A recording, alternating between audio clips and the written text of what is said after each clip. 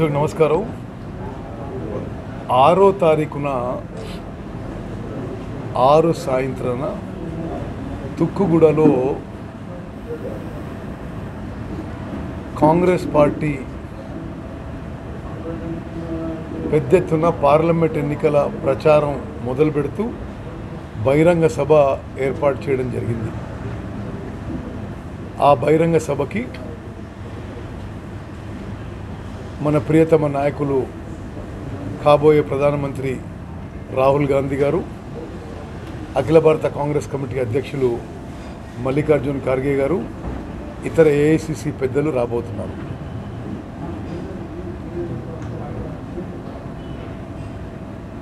ఆ సభకి రాష్ట్ర వ్యాప్తంగా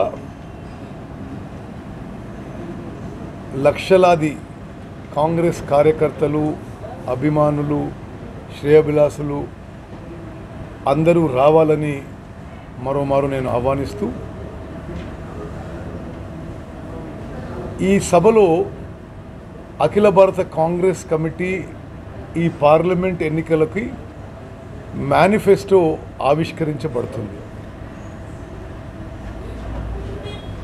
నల్గొండ పార్లమెంట్ నియోజకవర్గం నుంచి 7 అసెంబ్లీ కాన్స్టిట్యున్సీల నుంచి తుక్కుగూడ సభకి 50,000 మంది కార్యకర్తలు, అభిమానులు, శ్రేయోభిలాషులు హాజరయ్యే విధంగా మేము కార్యకర్తల నాయకులను ఆహ్వానిస్తున్నాం. కొన్ని ఏర్పాట్లు కూడా చేయడం జరుగుతుంది.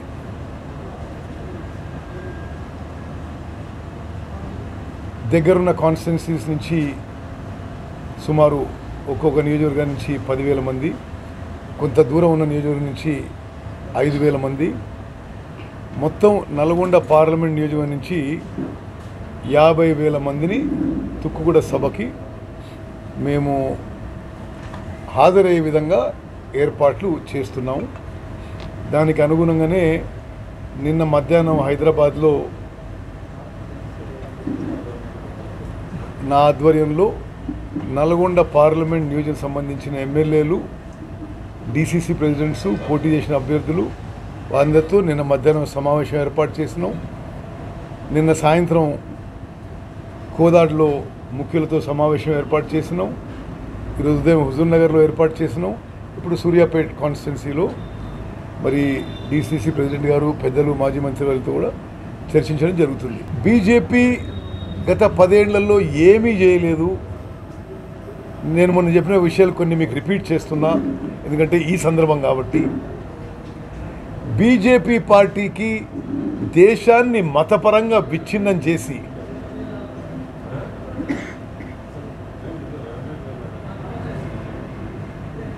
రాజకీయ లబ్ధి పొందే ఆలోచన చెప్తే మరొకటి లేదు.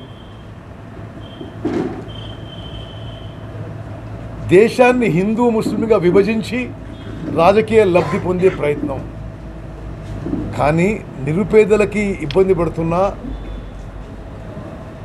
పెరుగుతున్న ధరలు కానీ, నిరుద్యోగ సమస్య కానీ, వ్యవసాయానికి అవసరమైన విషయాలు కానీ, నిరుపేదలకు ఇండ్ల విషయంలో కానీ, ఏ విషయంలో కూడా కేంద్రంలో బీజేపీ న్యాయం చేయలేదు.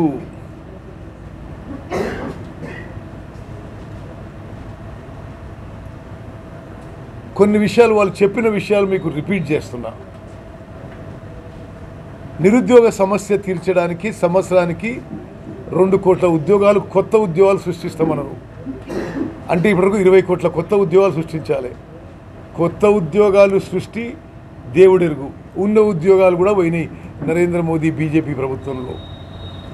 రైతుల ఆదాయాన్ని పదే పదే పార్లమెంట్లో 2016 నుంచి ప్రతి సంవత్సరం అన్నారు 2022 వరకు రెట్టింపు చేస్తామన్నారు.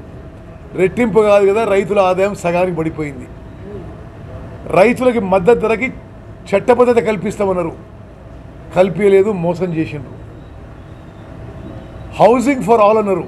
2022 వరకు దేశంలో అందరికీ మరి ఇల్లు లేని వాళ్ళకి ఇల్లు కల్పిస్తున్నారు. తెలంగాణలో కేంద్ర ప్రభుత్వం ఒక్క ఇల్లు కూడా కట్టియలే.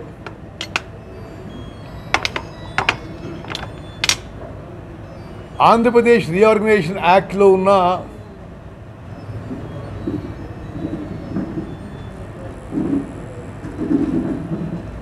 కాజీపేట్ రైల్వే కోచ్ ఫ్యాక్టరీ ఏం లేదు, ములుగులో ట్రైబల్ యూనివర్సిటీ ఏం లేదు. అంటే ఎంత తెలంగాణ మీద నిర్లక్ష్యం అంటే ఆంధ్రాలో అదే టైం మంజూరైన ట్రైబల్ యూనివర్సిటీ ఇప్పుడు పూర్తయి కొంత వేలాది మంది గిరిజనులకు ఉపయోగపడుతుంది.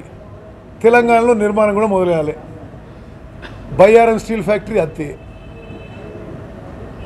ITIR project, information technology investment reason project రద్దు చేసిండ్రు, గతంలో మంజూరైంది. తెలంగాణ రాష్ట్రానికి వీళ్ళు చేసింది శూన్యం. బీజేపీ వల్ల నష్టం జరుగుతుంది, లాభం జరగడం లేని విషయం మరోమారు మనవి చేస్తున్నా. ఈ రాబోయే పార్లమెంట్ ఎన్నికల్లో అసలు టీఆర్ఎస్ పార్టీ పోటీలో లేదు, వాళ్ళకి వచ్చే సీట్లు 0. ఈ పార్లమెంట్ ఎన్నికల తర్వాత టీఆర్ఎస్ పార్టీ మిగలకపోవచ్చు, నామమాత్రంగా మిగులుతుంది. తప్పనిసరిగా కాంగ్రెస్ పార్టీ 13-14 స్థానాలు గెలవబోతున్నాం. దేశంలోనే అతిపెద్ద మెజారిటీతో నల్గొండ పార్లమెంట్ నియోజకవర్గం గెలవబోతున్నాము. టీఆర్ఎస్ పార్టీ వాళ్ళు వాళ్ళ ఉనికికి ప్రమాదం వచ్చింది, ఎవరు మిగలకుంటబోతున్నారనే భయంతో అబద్ధాలతో ఆ పెద్ద మనుషులు ప్రచారం చేస్తున్నారు.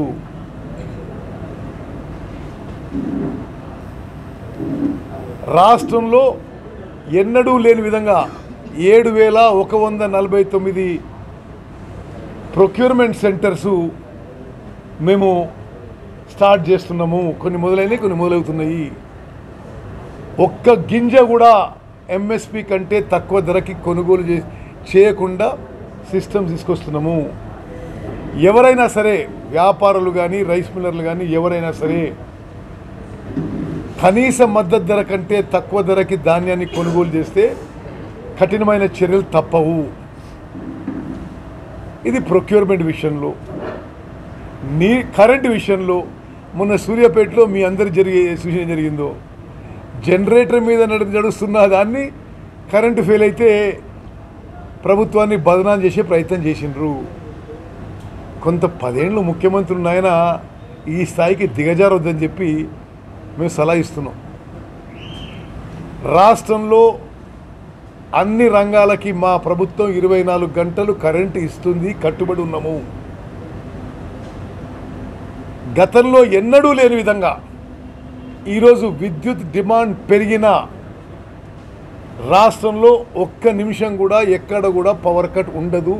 24 గంటలు పవర్ ఇవ్వబోతున్నాము. మంచినీటి సమస్య కూడా ఉండకుండా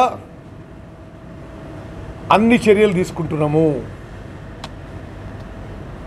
మరి మీకు ఒకటి చెప్పాలి, అసలు ఈ కరువు మొదలైంది వాళ్ళ హయాంలో. మేము అధికారంలో వచ్చింది డిసెంబర్ 7వ తారీఖున. వానలు వర్షాకాలంలో పడతాయా, చలికాలంలో పడతాయా? ఇది వాళ్ళ టైంలో వచ్చిన కరువే కొనసాగుతుంది. మేము దాన్ని కూడా రైతులకి అతి తక్కువ నష్టం చేసే ప్రయత్నంలో నిరంతరం 24 గంటలు ఈ పనిలోనే నిమగ్నమైనాం. ముఖ్యమంత్రి గారి స్థాయిలో, ఉప ముఖ్యమంత్రి గారి స్థాయిలో మంత్రులు అందరూ కూడా టీమ్గా పనిచేస్తూ ఈ కరెంటు విషయంలో, మంచినీళ్ళ విషయంలో మరి ఎవరికి ఇబ్బంది రాకుండా చేస్తున్నాం. సాగునీరు విషయంలో ఉన్న వాటర్ని ఎట్లా బెస్ట్ యూటిలైజ్ చేయాలో ఆ విధంగా ముందుకు తీసుకుపోతున్నామని చెప్పి నేను మనవి చేస్తున్నా.